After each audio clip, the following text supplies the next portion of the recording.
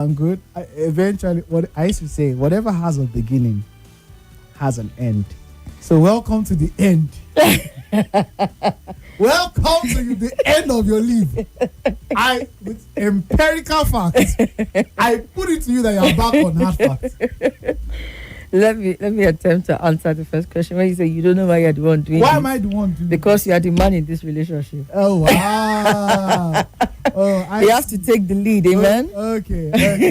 And look at you doing such a wonderful job. Taking the lead, handling it, holding the fort down for 3 solid weeks. Congratulations. Was it really 3 weeks? I mean, you can tell me that I should go and do like another 1 week, and I will not complain. If I will be a Judas to myself to tell you that. Why would I tell you to go and do another 1 week? You can't wait for me to be. I'm back. I know you missed me. It's good to be here. I do miss you. It's good to be here. Good afternoon, Abuja. Good afternoon, Capital City. I cannot shout. I literally cannot shout because we have to be careful. The weather has been doing a number on my voice for the past few days. So just in case you're listening and you don't know who's here, it's Somi. Yes, I'm back, and I missed you all as well. It's good to be back on radio doing the thing that we love absolutely. And it's been your voice is just sweet. It's cough. It's the weather and the dust. It's not anything. Is this what leave does to people? Is dust and the weather. So I promise you don't even want to be celebrating this right now. You will not deceive me. I will not allow you to deceive me. This is what leave does to people. I see. Whatever has a beginning has an end. I'm telling you. I know. When my own time comes, you people will not smell. You will go and you will what? You will come back. You know, go fast like that. So just the way you are back. I cannot believe that you are back. Aww. I can't believe it. Aww. I can't believe that you are. Welcome. What did you travel? Somewhat. Where did you go to? Someplace. Where? Someplace. Okay, you don't want to share. Okay. I know you still tell me. You just go, hey, Gabriel, let me even gist you where I traveled to. This. So that's fine. I mean, I like the fact that you're prioritizing me over the rest of Abuja. I'll take it. I'll take it. You see, this is where pride now comes in. Oh, well, yeah. I mean, okay, this is the part where I leave you. It's not easy to be, Somi's favorite colleague. So, yeah. Hey, God, I beg. Well, welcome. Thank you. The grace and the peace of our Lord Jesus I have Christ. Grace. I've Hallelujah. got peace. I brought more of it. I have abundance. I came to be the peace. This one you are doing now is your cup runneth over. See, allow me. Let me focus on Abuja, please. Only you cannot just be. It's been 4 minutes now. You just want to collect everything, collect all the time. Oh yeah, allow. We'll pick it up after this time. But yes, indeed, the Anime Come Bakara, one of Nigeria Info is back. And I'm glad to be here. Thank you so much. I'm seeing welcome messages already. I appreciate you all. But it's time for us to get into hard facts this afternoon. And Gabriel will be starting us off on our first story. Indeed. Well, contrary to the lights or the pleasantries here in the studio, I can tell you this for a fact that it is very gloomy and sad in the north central part of Nigeria, specifically speaking, Kwara State. The issues right there in Kwara State is not looking very, very good. It's a sad one, exactly. Especially because, in the light of recent development, what you'd consider to be inspiring development in terms of security. I mean, from the different news a few weeks ago, reports of unmanned aerial vehicles, UAVs, being sent to Nigeria from the US, and other collaboration in terms of security to the ground troops in Nigeria from the US as well. And you would expect that by now we should be having, some sort of headway in terms of the security architecture in the country. So what exactly is going on? Well, I'll tell you this for free. Kwara State is right now, it's a black day in Kwara, or should I say red. And indeed, for all those who lost their lives to the massacre, to the killings in Kwara State, our hearts are with them. It's a really sad one to me. I'm trying to get the report up, but I think network here is acting up. If you do have it there. Yes, I can help with some of the information there, especially hearing from somebody who is, I think, sort of like a district head. Oh, yeah, district head, definitely, of a community that was attacked in Wuro. Salihu Umar.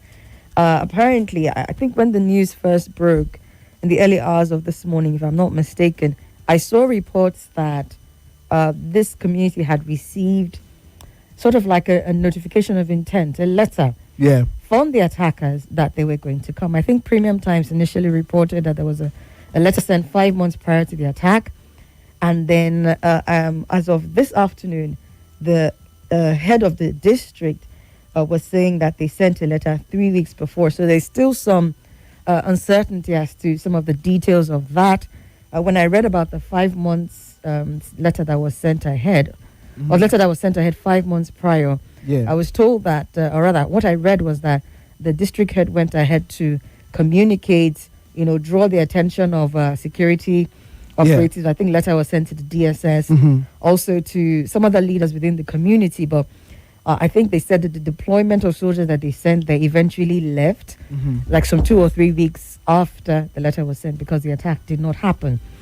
And then at the same time, we're told that these attackers, this Boko Haram, I think, have come to be known as the attackers. The attackers went ahead and then also took up camp in a neighboring community, apparently doing the thing that they said they wanted to come and do in Wuro, which was preaching. Some radicalized form of preaching, I believe, and all of that. So they took up residence in a neighboring community, and they were doing that. And the soldiers that were sent to Wuro were then later called back.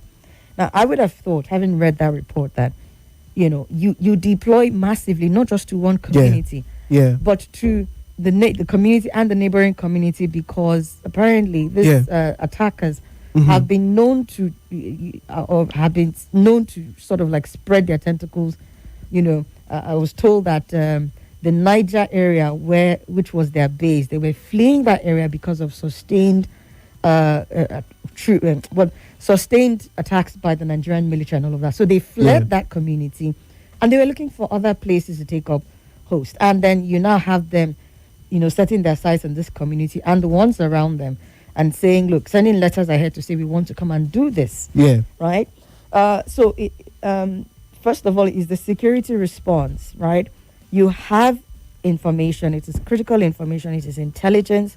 One would have expected that beyond just deploying them, you ensure that they carry out intelligence across surrounding communities as well, to ensure that there is no form of attack that will come to any of the communities around there.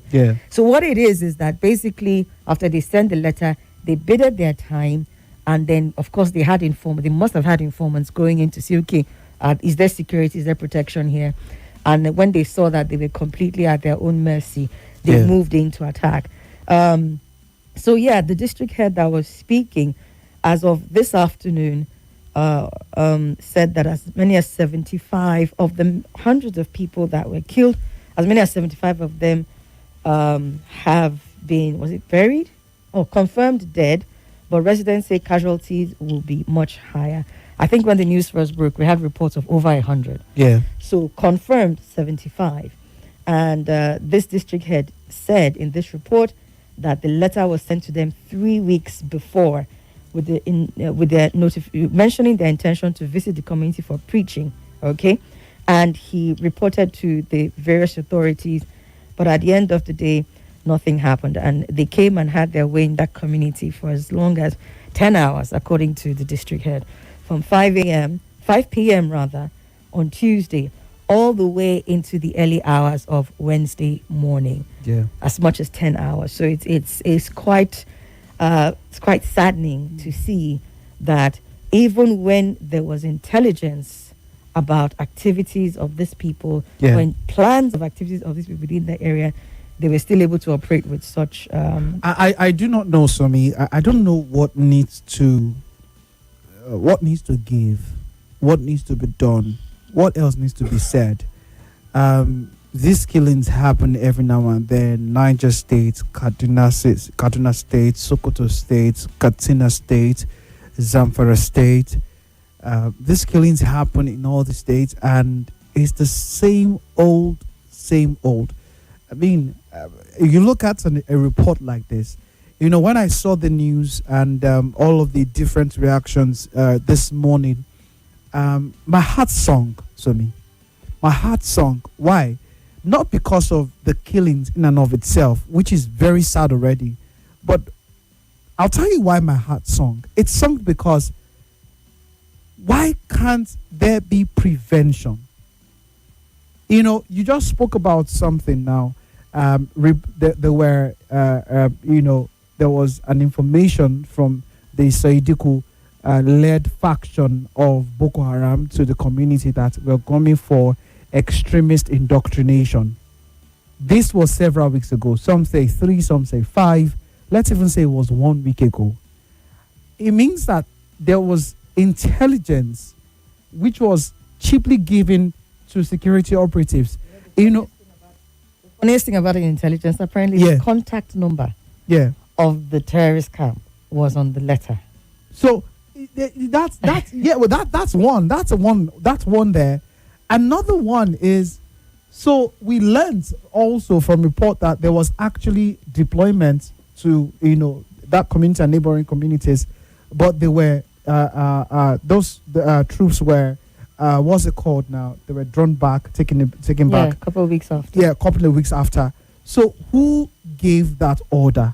You see, at this point in time, Somi, I think that and this is why when people clamor for external support, external intervention, I honestly do not blame them, because you'd expect a government of the day, especially when, I was talking to an APC, a very staunch APC member. In fact, he's an elderly man. He should be in his 60s to his 70s. We're having a conversation a few weeks ago, and I told him, I said, I call him Oga. I said, Oga, if President Bola Ahmed Tinubu is not in a party, is not in support of these radical killings, of these heinous crimes, of these criminals, if he's not a racial bigot, or bigots, if I can put it that way, if he does not have any leaning for these persons, then why is there, it's always non-kinetic forces? Why is there no clear kinetic approach to clearing out these guys? I was asking him that question because it doesn't make any sense to me. I'm interested in hearing what his response was. Oh no, it was back and forth. There was nothing concrete. I mean, if there was, I would have told you. But the point here is this: these killings are a dent and a stain on any government, regardless of the rhetorics. It is going to be in the history books when likes of Amnesty International, the likes of human rights organizations, when they're giving the report, it will be said that between XYZ year to this year, we recorded this amount of killings, not to malaria, not to cancer, but to insurgency. Mm-hmm. So if President Bola Ahmed Tinubu is not in a party, is not in support of these killings, then why is it so difficult for these guys? Because one of the biggest problems we're having here, Somi, is lack of deterrence. These guys are emboldened. They see absolutely nothing wrong with it to send a community letter. We are coming, whether they put a date there or not. It is the audacity for me, the temerity. These guys send letters. And it is not just Warrior local government. It happens to many of these attacks, where these attacks are eventually take place. They send letters. I remember, I think in Kaduna State also, it was something similar to happen. They told them beforehand. Do you know what it means? That the kind of terror, the armed robbers tell your community that we're coming to your community. It used to happen some time back. Some in the early 2010s in Lagos. It used to happen. Yeah. The armed robbers tell your community that we are coming. Do you know the kind of fear and terror? Well, I think it'll be a bit hard pressed to say that because he's in support of it or he's not in support of it, that's why these things are happening. At some point, it may just come down to assessing loyalties on one hand, or secondly, and this is me hazarding a guess as best as I can, because you know that thing where they say if somebody tries to explain Nigeria to you and you understand, then they have Somi. then they have done a terrible job. Sometimes when you think about the leadership, especially the political leadership in Nigeria, and their approach to matters such as this, then one would just be confused. Now, you have an administration that seems to be working in tandem with the United States forces, right? Yeah. To deal with terrorism. Let's not address the facts. Let's leave aside the fact that they have to have ground troops and airstrikes and all of that. Being, let's not address the fact that they need to have the U.S. come and do that to get any kind of result. But we've seen that even with the U.S. coming to do that, this attack is happening, a day or two after ground troops deployment. So these terrorists are not even thinking along those lines. Yeah. They really don't care who you're sending or how they're sending them. Mm-hmm. Because worst case scenario, what will happen is you bomb one hideout, they redeploy. Yeah. You bomb another hideout, they redeploy. And this thing you said is very crucial, because now it looks like the Seydoko faction are now operating around the fringes of the Kainji Dam, the Kainji Forest rather, in the north central. So what it is that moving away from the northwest, northeast, coming down to the north central. I think that these guys, if in the next 2-3 years, if you do not curtail these guys, I very well, you might, I'm not a prophet of doom, but I won't be surprised if there were attacks in Abuja here. No, so here's what's an even more worrying fact. The approach, and this pains me to say because I had such high hopes, and I probably still have high hopes with our new Minister of Defense. And I hope that there will not be anything, political or otherwise, hindering his ability to use the intelligence that is required to deal with these people. But what's even scarier for me, because while I was reading this report, I heard that this Sadiku group, right, at some point had been in cahoots with another, I think it was another notorious bandit group, right, that did, together, they worked together to mastermind some attacks as far back as, I think Abuja train attack was 2023.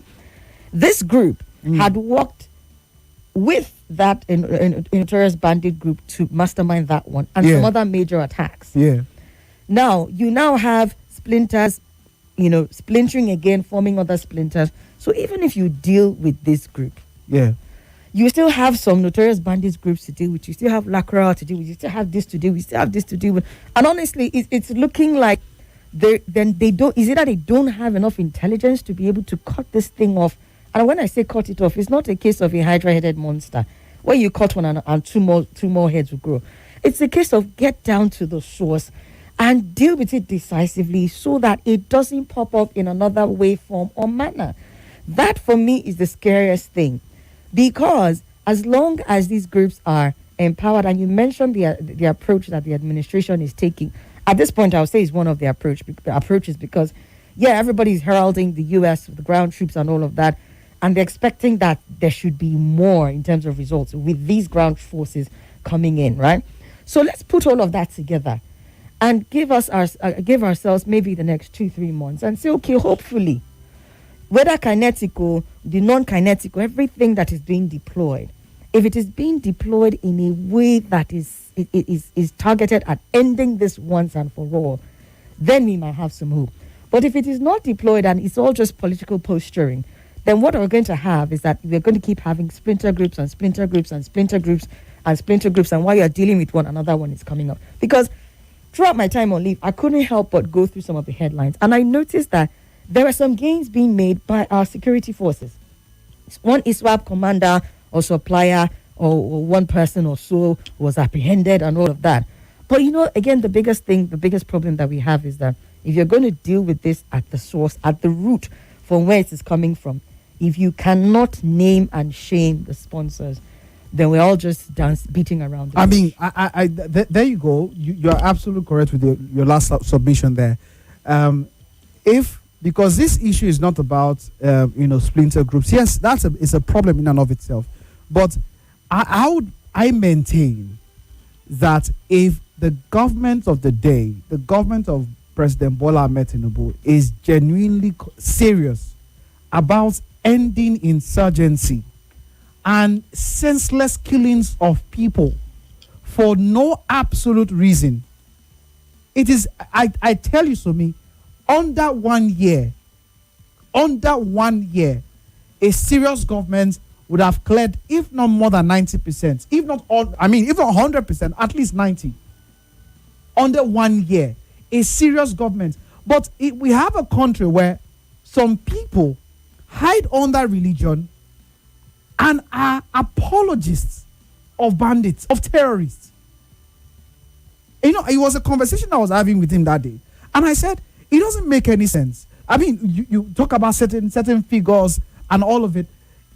This is not about religion. It's not about religion. It's about life. But you see, they mix the two together. If you take lives for whatever reason, there are laws of the land. The laws of the land says you cannot take the life of another man for whatsoever reason, religion or not.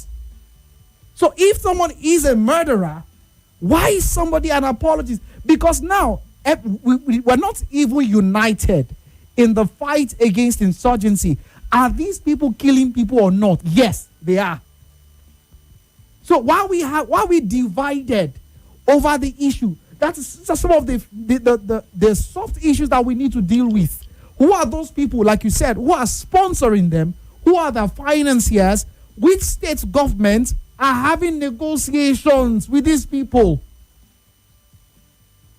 How come they kidnap, demand hundreds of millions of naira, and they are being paid and pleaded with to allow people go, of which they use their discretion whether to release kidnapped victims or not?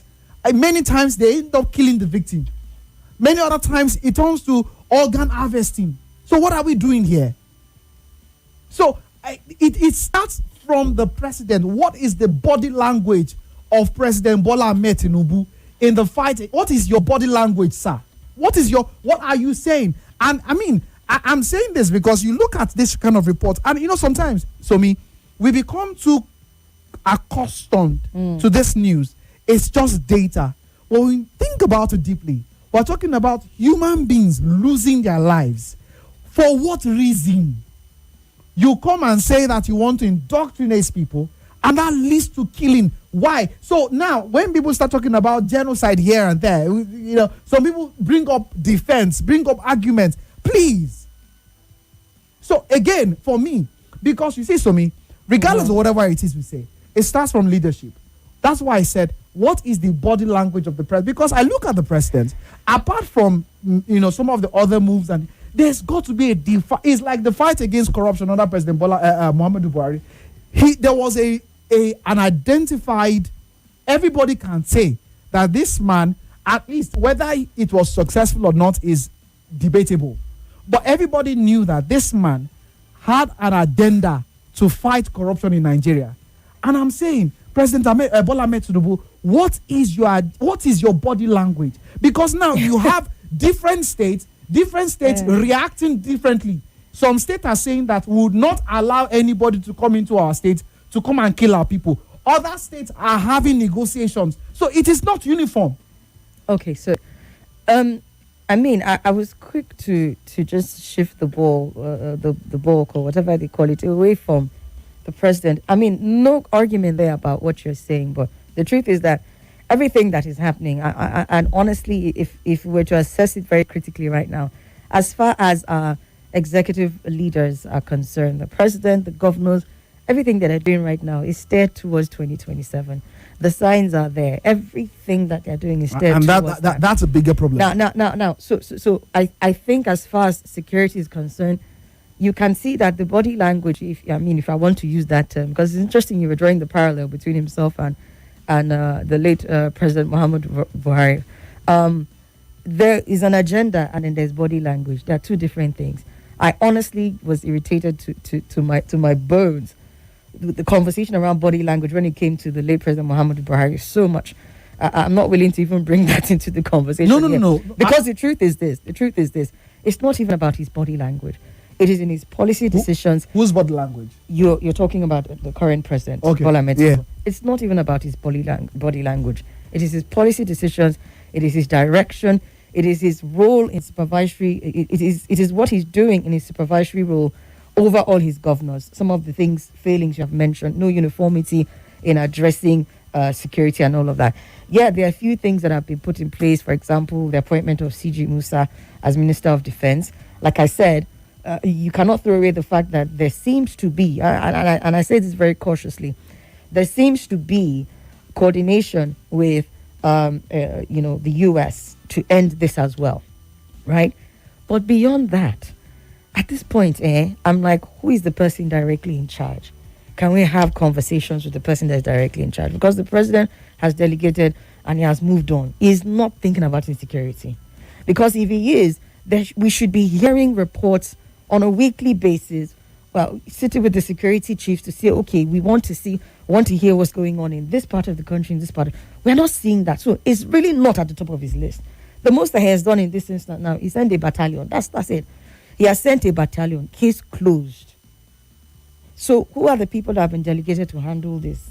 I want to be able to say, okay, Minister of Defense, sir, what is going on? Don't you have intel? Are you not acting on this intel? You ask questions about who called the soldiers back that were deployed to Woro. Those are the people I want to be having conversations with right now. That's not excusing the president of his liability in this conversation, but the truth is that if his body language, he has shifted. He's not anywhere near here. In the military command, there is a general commanding officer. My brother, and that's the person. I am not disagreeing with you, but you said something. You said, what is your body language? And I'm telling you categorically that his body language, this is not his priority. Okay. Because if it is his priority, we would see proactive, decision making and activities. What we have always is reactive. Yes. It's always reactive. And that means that in the next few weeks or few months, perhaps we should be expecting another attack. Only God knows what state, what community is next. Only God knows. So maybe that's it. Hopefully, if you have tried to provide an answer. If the president is listening to the show, if that is even possible, maybe you'd also try to maybe give a press brief or let us know, Mr. Bayo Odoniga, let us know what the president's body language is. Otherwise, it will be same old. Tomorrow, next month, another community, another state is attacked. People are killed, and then another battalion is redeployed. So basically, for the people killed, oh well, we're shocked, we're sorry, we move on. For the people who are kidnapped, it's all silence. The next thing you hear, don't worry, they're fine. Or the next thing you hear, okay, we're communicating. It depends on the God you are serving. At least for the people who were kidnapped in Kaduna State, in Kaduna local government, news reports have it that the rest of the remaining worshippers, of the 177 that were abducted, 80 escaped. The rest of them are said to have been released and they've been returned home. Of course, typical conversation will come up. Was there anything done in the way of ransom? And the person speaking says, I can't confirm. This has become our day-to-day, unfortunately. All right, then. That's that on the story in Kwara State. Of course, we will be giving you regular updates concerning what is happening there. The one thing that is clear is that the Boko Haram has spread their tentacles. They are spreading their tentacles. All of these things about sending letters and all of that is to establish a foothold in some of these communities. I think it was said that they plan to extend beyond the northeast, and we're seeing that actively happen right now, and not enough of an adequate response from our federal government. But let's move on to this other story here, and this one also a kind of a response, but definitely not what Nigerians were expecting. After months of clamoring for the Senate to pass the electoral bill, they finally did it. And then there's been, this uproar about some of the major changes that were made, or lack of, depending on which way you're looking at it from. But yes, the Senate did pass the electoral bill 2026 yesterday, following 5 hours, we're told, of robust debate.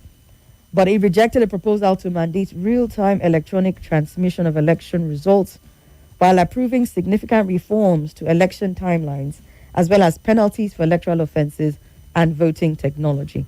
Of course, at the center of the controversy was Section 60, which governs the transmission of polling unit results. senators apparently voted down a recommendation by the Senate Committee on Electoral Matters that would have compelled presiding officers to upload results to the INEC results viewing portal, which is IREV, in real time. Instead, lawmakers retained their approach in the 2022 Electoral Act, which allows electronic transmission after votes are counted and publicly announced at the polling unit. Relatedly, the INEC, which concluded work on the timetable and schedule of activities for 2027 general election, is said to be unable to release it due to ongoing amendments to the Electoral Act by the National Assembly. It also identified the inclusion of deceased persons on the voters' register, prompting plans for a nationwide verification exercise.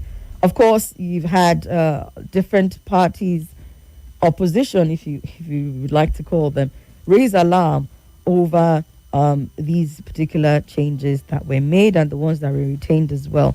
We'll get into some of the details, but I'm sure it's been discussed. It was discussed in the Morning Crossfire, but we'll get into some more of the details concerning the, what's it called now, the Electoral Amendment Act. Apparently, one of the senators, I think it was Ainaya Abaribe, came out to say that they didn't step it down. Yeah. They said they didn't step it down. But I was trying to understand what it was that they did, and it wasn't really clear to me. Said something along the lines of, something with the processes that did not allow for, what's that thing, adoption to be done. But he says that, according to the report, that what the news headlines are carrying is not true, that they did not step that down. So I don't know. There's some confusion there. As of the information we have and we've been seeing since yesterday, they did step down transmission to IREV. What they did was that, I think, to collation centers, e-transmission to collation centers, but not to IREV. I don't know. I think that what we are seeing here, with all due respect to Senator Abaribe, I think that they shouldn't insult the sensibilities of Nigerians. You can't afford to do that, right? All the news outlets cannot be wrong at the same time. And this is one of the issues that we always complain about when it comes to legislative, gaps in our constitution, in our respective, amendments and all of it. Those ambiguity is always a problem. So now, is it ambiguity or flat out denial? No.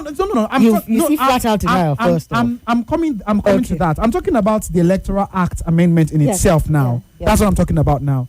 Because everybody goes to school. At least, even if many people did not study law, we have lawyers who, we have people who did law, but we understand English. And so, what is it about what the Senate does that is always controversial? Always, it's just confusing that everybody all of a sudden do not understand English apart from the Senate. So, given what happened in recent times, it may not be far-fetched that the bill that they passed, the deliberated on and passed, was not different from the gazetted copy that made its way. There you go. So, because that's one explanation you can have for news reports. What is it having about one thing and Senate saying this? That's not what we passed. Because we're looking at critical issues here that pertain to the future of the country. Every news media outlet cannot be wrong at the same time. Senator Abaribe, everybody cannot be wrong at the same time.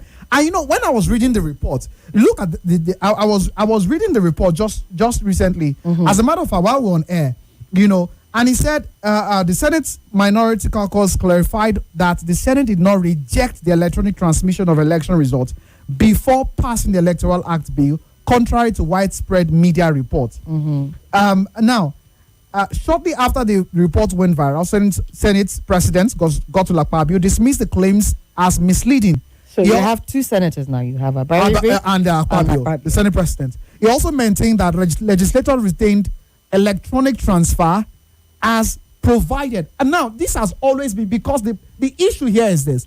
Even in the last election, there was electronic transfer, but it wasn't compulsory. There was no compulsion that it had to be. This is some of the issues that we're looking at, right? Now, it says that legislators retained electronic transfer as provided under the 2022 Electoral Act, a distinction he said was necessary to avoid legal and operational ambiguities.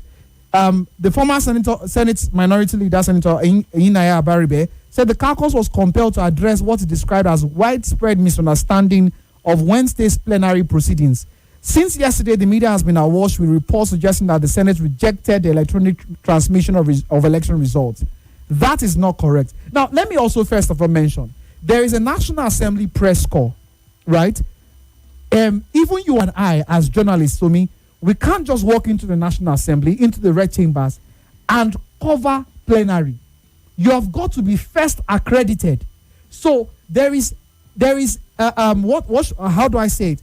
The clerk of the National Assembly identifies or knows before you and I can be allowed to cover the National Assembly.